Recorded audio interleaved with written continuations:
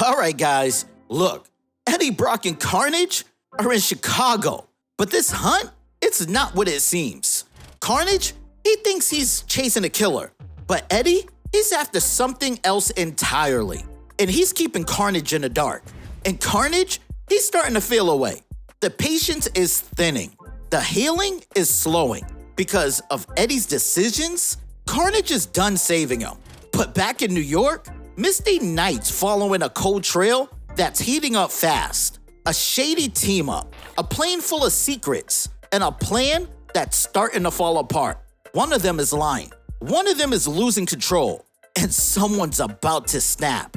Welcome back to Keepin' It Comic, and today, we're diving back into Eddie Brock Carnage. Now look, as you already know from the last issue, Eddie and Carnage are on the hunt right now for none other than Muse, who we all thought was dead, including Carnage. But as we can see from this image on the side of the building, we know he is very much alive. It even says, "Your Muse has not deserted you." But Carnage is like, "Look, what are we doing, Eddie? Wandering around this ugly city looking at paintings. You're exhausted. I want you to kill. Of course I do. But I don't want you to freeze to death either. When is the last time you ate?" And Eddie goes, "I can't remember." So Carnage, being the great symbiote friend he is, decides to go alley shopping and picks up a couple of rats and eats them. And then says, "Better?" Eddie responds, "Better." So Carnage says, "Good. And if you're going to host me, you have to take care of yourself, Eddie." But eventually, they end up at a warehouse where Carnage is like, "Why this place? What are you doing?" And Eddie responds, "Muse used old warehouses as his studio back in New York. Stands to reason he might try the same thing here. Bushwhacker analyzed the location of Muse's street art. This neighborhood is almost the exact center. We'll check this one first." And Carnage is impatient because this thing reaches his neck all the way up to the top floor and says, "Oh, Eddie, it's beautiful." And it is a straight up massacre in here. So Carnage says, "Muse isn't here. I'd smell him. Will we wait for him to come back? I can't wait to meet him." "I'm excited, Eddie. I'm so excited." And Eddie says, "Yeah, me too." Him and Carnage start wreaking havoc outside. I'm talking cars are going up in the air, gas cans are going everywhere. And all of a sudden, Carnage says, "What are you doing, Eddie?" And Eddie responds, "I told you, Carnage, I'm hunting a killer." And as he throws his lighter onto the gasoline, he says, "The killer's name is Carnage." And the grin on Eddie's face is hilarious. He looks like he finally got to release that fart he's been holding in. But Carnage is like, "What do you think you're doing, Eddie Brock?" And Eddie responds, "I think you're going to tell me where you hid those people from the plane." Carnage is like, "This was all some kind of trick? How dare you?" Eddie responds, "You needed to believe we were hunting Muse, or I've never been able to trap you here. You'd have killed me and found another host. Now you can't. You're still weak from what happened with Meridius and the Necrosphere. Even if you killed me, you'd never get past the flames. We both know it." And Carnage says, "Now why would I tell you anything? Those people are my leverage, Brock. How I keep you in line?" And as the roof is shattering down, Eddie's like, "And how's that working out for you?" Carnage says, "I won't tell you anything, you pathetic human. And when we both die, all those people you're so desperate to save will waste away. They'll die too. They'll all die. My final kills." And Eddie says, "Maybe that's the price. 200 or so lives to make sure you're finally eradicated from this universe, Carnage." And Carnage responds, "I don't believe you'll go through with this. You don't want to die. You want to see your idiot child again. You want to make things right." And you can see Eddie is in pain. And he says, "I did. Until I understood what you did to those people. I'm ready to die if it means you will too. The choice is yours." And you can see Eddie is going through it right now. But at the same time, in New York, an FBI agent and Misty went to see Bailey. And can I just say, I think Misty needs a reality check on how the law works, because Bailey's like, "Hey, you didn't show me your badge." And she goes, "Yeah, basically I know. I don't plan on showing it to you." But long story short, they're trying to find out what Eddie Brock is. And Bailey's like, I'm not telling you nothing. I'm lawyering up. And as soon as Bailey goes into a different room, Misty goes in right behind her and locks the door and says, let's talk. Bailey's like, you can't talk to me. I lawyered up. And Misty goes, no, Agent Winters can't talk to you. He's working a case with the FBI. I'm talking to you as a private citizen. I never showed you my badge, remember? This isn't even officially my case. Which, I don't think that'll hold up in court. But long story short, after a little conversation and her saying how Eddie always leads people into trouble and she's trying to find her cousin, Bailey has a change of heart. She tells them she's spoken to Brock since the plane crash. And just at that moment, Bailey's lawyer walked in. So while Agent Winters, Misty, and this lawyer are talking, Bailey goes into a different room. And it just so happens, Eddie calls her cell phone. She goes, Eddie, holy hell, how goes it? And he says, Bailey, I need your help. I need you to call the FBI. She goes, that won't be a problem, Eddie. What the hell? What's going on?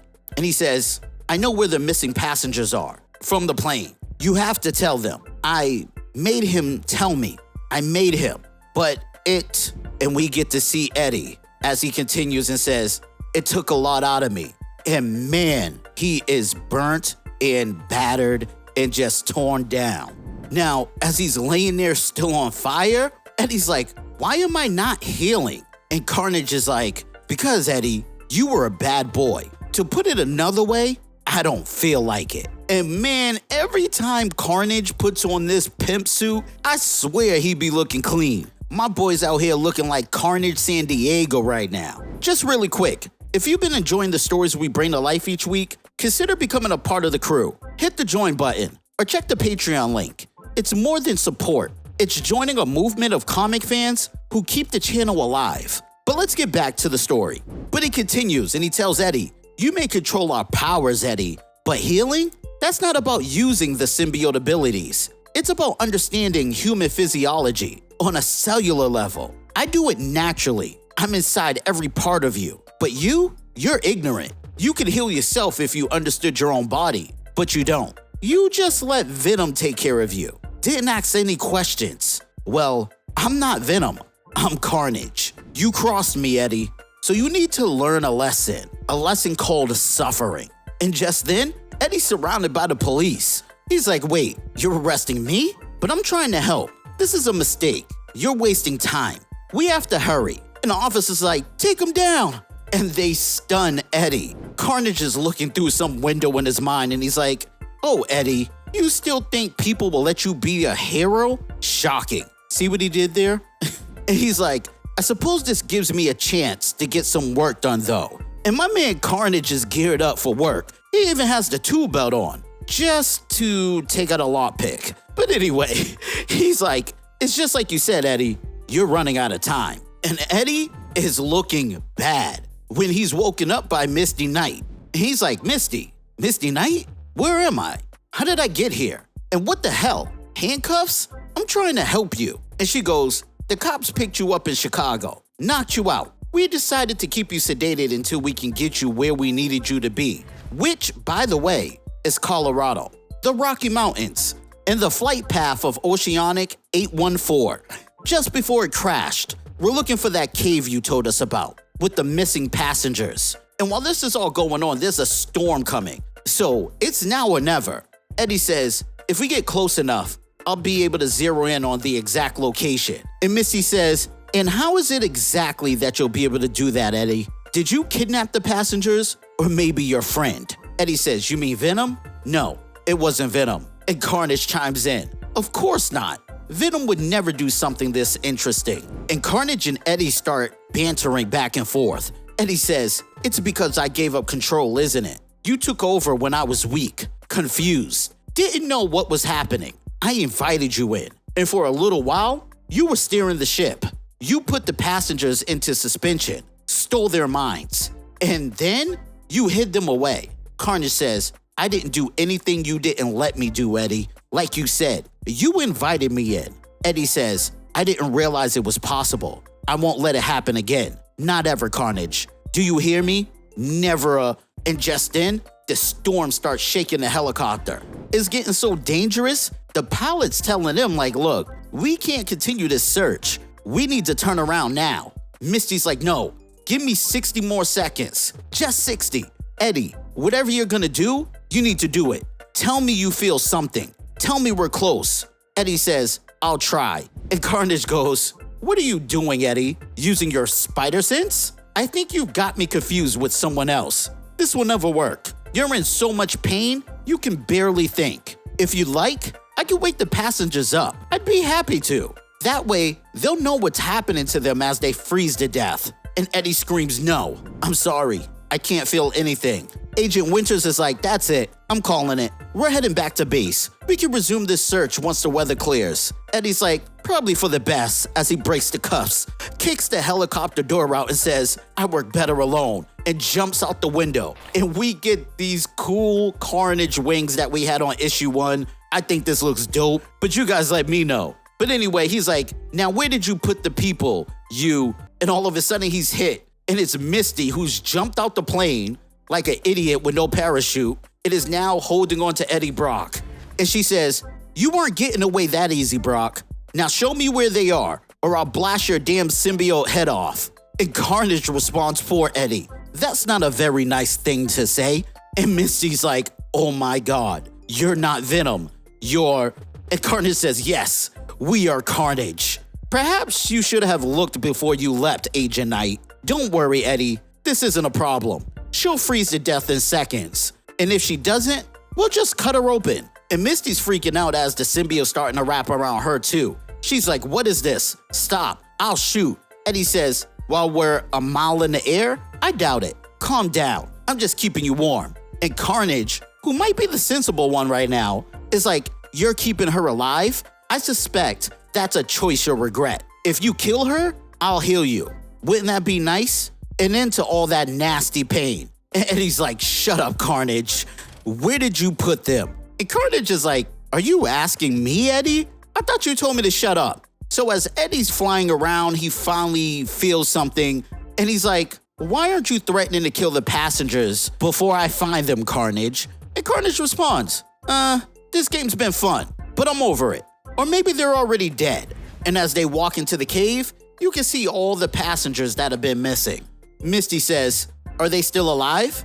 Eddie responds, yes, I can feel it through the symbiote stuff. They're not dead, just out. Let me bring them down, then I'll wake them up. And as he's bringing all the passengers down, Carnage is talking to him and says, you know she'll never let you get away with this, don't you? We'll get to kill her. We'll have to. And Eddie says, I know, Carnage. And as Misty's having a reunion with her cousin's describing the person who did this, some red monster who looked like he was covered in blood. And Misty's like, don't worry about it. I have the man responsible, Eddie Brock, right? Oh, crap. That's right. Eddie Brock pulled a Batman on her. But look, Eddie left and is stumbling in the snow in the mountains. And Carnage is like, you're hurting, Eddie. Whatever sedatives they gave you have worn off. You were running on adrenaline, but that's done now too. See what doing the right thing gets you? Only pain. Even if you get away, you'll die out here, Eddie. And then I'll go looking for someone else to be.